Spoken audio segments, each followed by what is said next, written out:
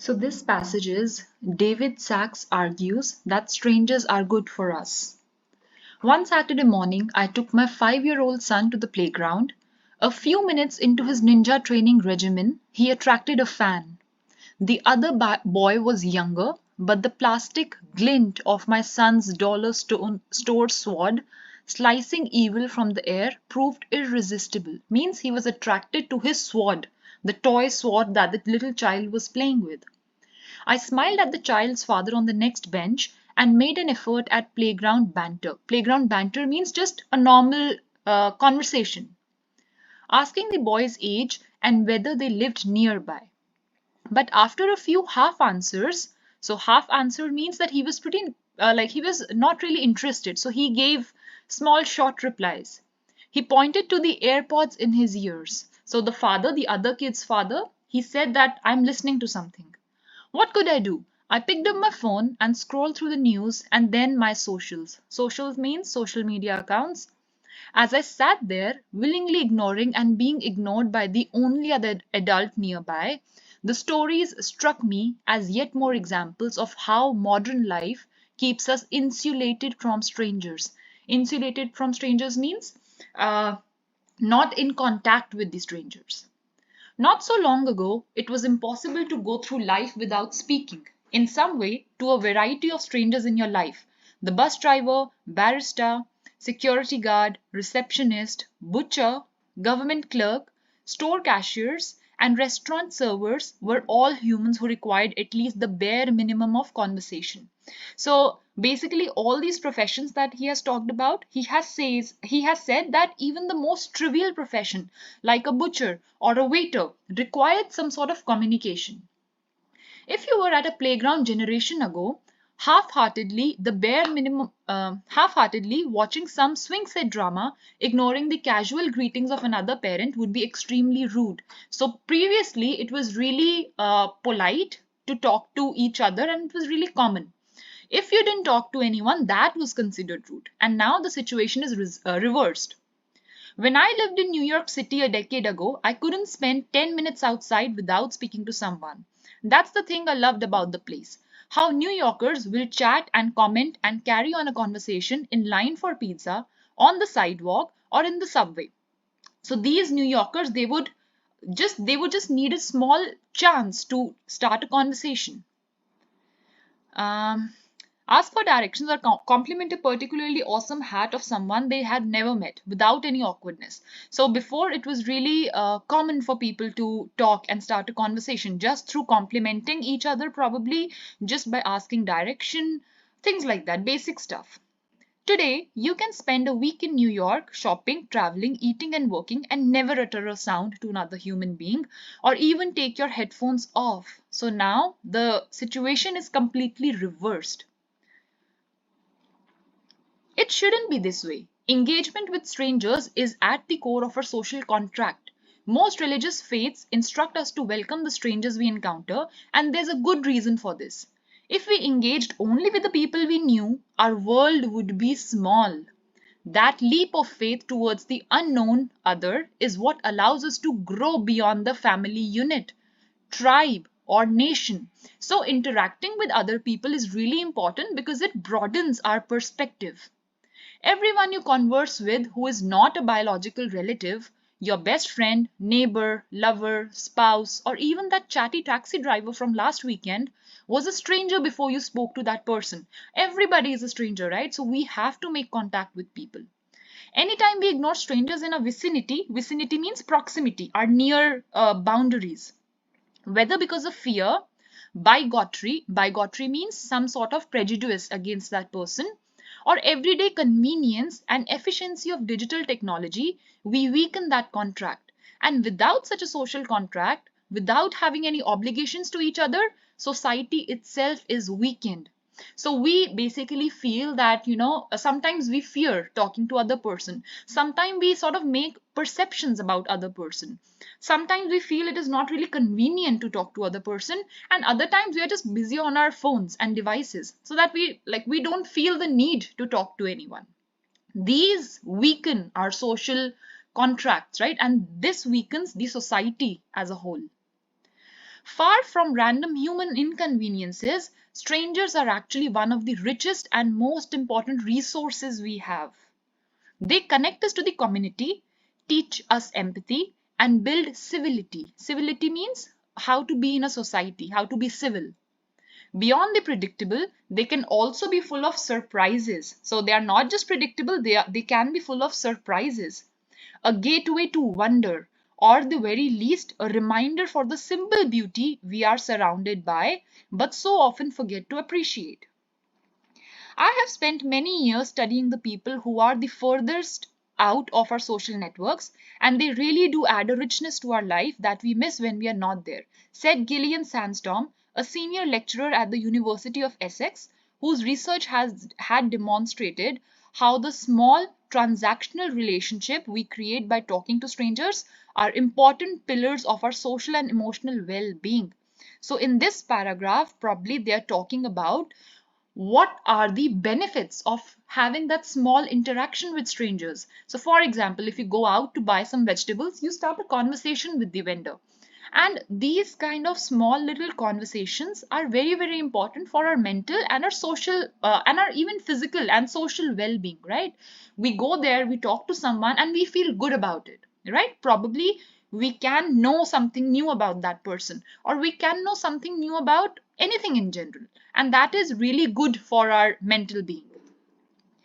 We have all these kinds of people who populate our lives who we aren't that close to and we don't share our deepest, darkest secrets with, said Dr. Sandstorm, who forces herself to speak to strangers every day. So, this particular doctor, she forces herself to talk to strangers because she feels that it is really great for our mental and emotional well being despite identifying as an introvert. So she says that she's an introvert. Introvert means people who are not really comfortable talking to other people. Extrovert is the opposite, who are really chatty and who would immediately make friends. But they form this tapestry that we are not there. Our life feels kind of empty. So it seems that despite our fears of awkwardness, deep, meaningful conversations with strangers are not only easier than expected, but also leave people feeling better about themselves. So you try, if you ever go out and you talk to a stranger, you would see that how better you feel about your own self. And it's like a milestone. If you don't talk to strangers that often, you would feel that it's such a milestone for you and you will feel proud of yourself.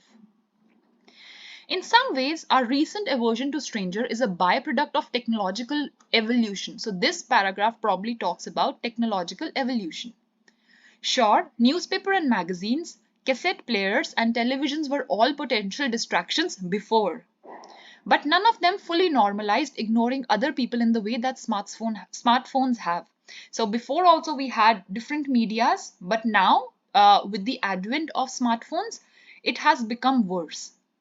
The smartphone all too easily allow us to fit from one function to the next, consuming attention that could otherwise be opened up to others. So now a smartphone has so many features that it makes us really deeply involved. And now through one smartphone, we can do all the things together. We don't need a newspaper, a magazine, a cassette. We can do all of these things in one device. E-commerce sites and third-party restaurant app delivery incentivize us against entering stores and restaurants filled with strangers. Some digital technology goes further, like the Uber feature that allows you to preemptively mute a driver's attempt at a friendly conversation. So there are all these features in the application itself where you can choose the option that I don't want my Uber driver to talk to me. Things like that. So this further, keeps us away from talking to stranger.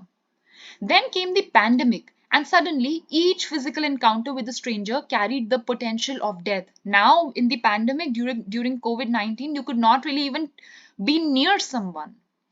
We were ordered to stay home, avoid public spaces, and speak only within our trusted bubbles. We sought refuge in the distance that digital technology allowed us. So, through the COVID-19 period, we will all really hooked onto our devices, watching movies, attending exercise classes, and having meetings, all without entering a theater, gym, or office. Everything went online. The longer we hid inside, the fewer strangers were encountered. Our world grew inward and suspicious, our fears exacerbated by the latest news about fresh variants and rising crime rates not seen in decades. Exacerbated means um increased. Stranger danger, that discredited catchphrases printed on milk cartons in our unmarked van kidnapping past seem to creep back into our present. Strangers are intimidating for a reason. Even when they are not physically threatening, interactions with strangers are fraught with social risk. You could end up embarrassed or misunderstood. Digital technology promises to fill those silences with more hardware and software to insulate us from those we do not know, like the Robo Barista vending machine that opened near me last year, which serves latte through a little window that nary a syllable of chit or chat, which means now if we see everything is being robotized, right? When we go out, we do not really have to converse with anyone. What we can do is we can just place an order on the robot or maybe on a tab, and then that will reach to the chef, and they will just bring you your food. And at some places you don't even, like, even people, the waiter is not supposed to bring your food. It will get to you through some kind of robots probably. But a future where coffee is served by robots is not an improvement on the coffee shop. It ignores the central purpose of the neighborhood cafe, a place for hot drinks and human interaction. Now, initially, when the coffee shops were opened years ago, the whole point was that people talk to each other and they have meaningful conversations there. Even if it's not meaningful, just human interactions there. And that purpose is negated. A robo barista might always operate at peak efficiency and might even remember every component of your last drink, but it can never care about you or for it can never care about you or your order. You might end up with a hot drink in hand, yet walk away feeling cold.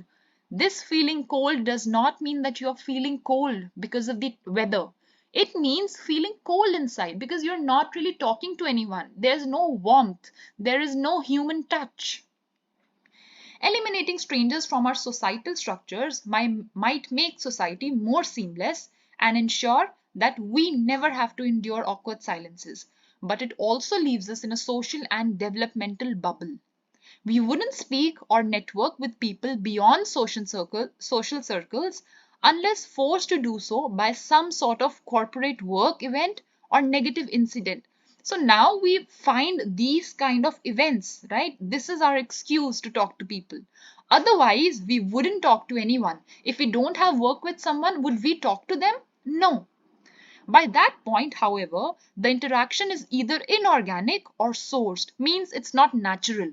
We have to think about what we are going to say. We have to talk those point to point things with them, right? Just so our work is done. Worse, a strange avoidant society makes it harder for one social demographic to break into another, ensuring that social divisions like class and background becomes even more entrenched. Entrenched means hidden. But if the old proverb, birds of a feather flock together, isn't even particularly true of birds, why should we humans stick to the rule? Birds of a feather flock together, it's an idiom which means that people with similar interests and similar ideas, they stick together. But it's just sort of by using this idiom, the author is just trying to make a point that it's just trying to sort of mock the human interactedness, right? He's just trying to mock it that even if the birds are not doing it, how can you expect human beings to do it? But it's sort of like a mockery. At the playground, I glanced up from my phone and saw my son and the other boy yammering away as if they had known each other for years. The other father looked up too and seemed genuinely surprised at this instant relationship. So now these two kids, they are interacting with each other, and both the adults are surprised because when we are kids, this sort of things never bother us, that we need to talk to that person, and even prejudices and perceptions, all of this develop when we are adults, not when we are little kids. He walked over, knelt, and asked his son who he was playing with. I don't know his name, the boy said, as his tiny fingers clutched one of my son's Lego figures, but he is my friend. So now that is such a beautiful thing to say, that he does not even know his name, he does not know what race he is, he knows nothing about him, the other kid, but he's still his friend just because they shared some moments together. And that's actually how friendships develop. So the author is trying to make that point, and I hope that this whole essay was clear. Now, we have a few questions. First is, explain two ways in which first paragraph provides an effective introduction. How do you think the introduction was effective? Now, if you remember, the introduction, the whole essay started with an incident. How this author, he started with narrating about people are not interacting anymore, and how he started with an incident. So that really gives certain sort of authenticity to his explanation. Second question, according to the author in paragraph 2, what is the difference between New York a decade ago and New York today? So we all know that New York a decade ago, people wanted to strike a conversation, but now they are probably busy with their own devices. Why is the engagement with strangers at the core of our social contract? Why do you think interacting with strangers is really important? Why do you think it's the most important thing of our social contract? Then we have, explain why the author refers to strangers as one of the richest and most important resources. Why is talking to people, making conversations, one of the most important resources that a person need to have? According to paragraph 5, what did Gillian Sandstorm's research find?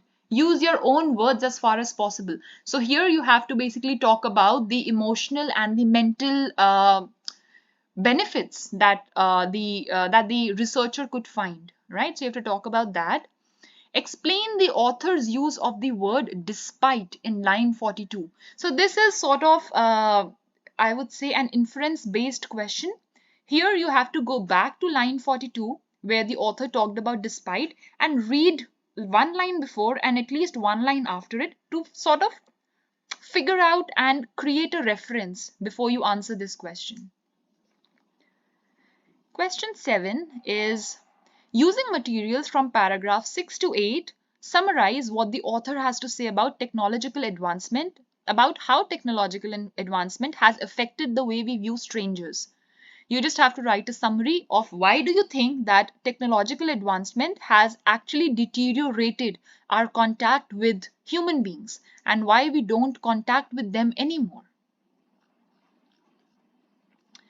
By using the proverb in lines 78 to 79, what is the author implying about social interaction? So I think it's the same proverb, the birds of same feather flock together.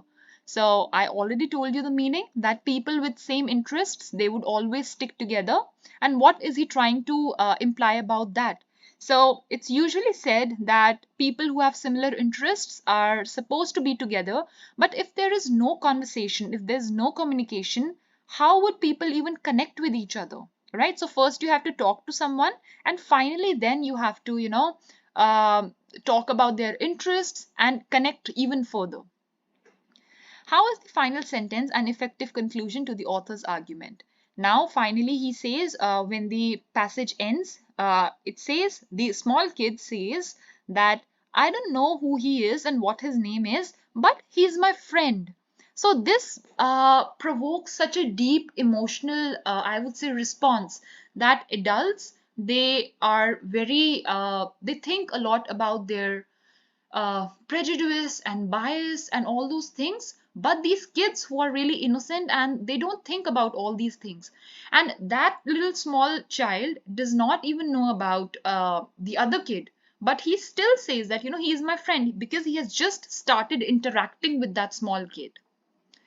So that is it with this passage, and I hope you can do the questions by yourself now.